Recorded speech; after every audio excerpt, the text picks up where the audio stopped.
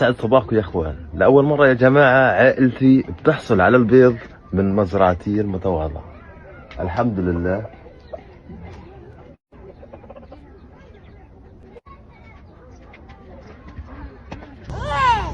تغسلهن يابا عشان اسلقهن. الاحتلال بيمنع دخول اصناف كثيرة انها تدخل علينا في غزة. الاطفال والمرضى والمصابين اللي بيحتاجوا تغذية يتم حرمانهم من ابسط الاشياء.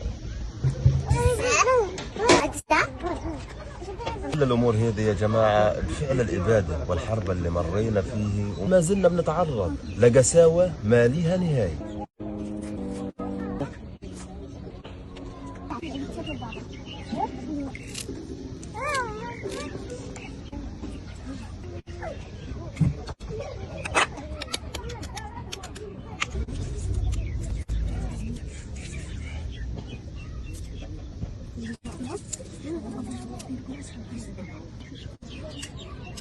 ربنا يبارك وربنا يكثر الخير ويفرجها على الجميع.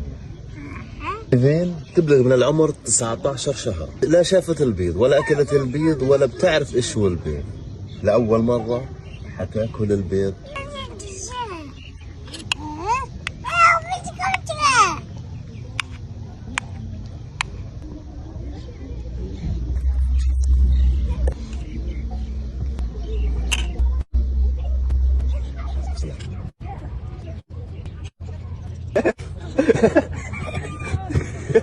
اللهم أدمها من نعمة واحفظها من الزوال. نتمنى من الله تتوقف الوحشية والقساوة والجنون المتنوع اللي نتعرض له بصمت.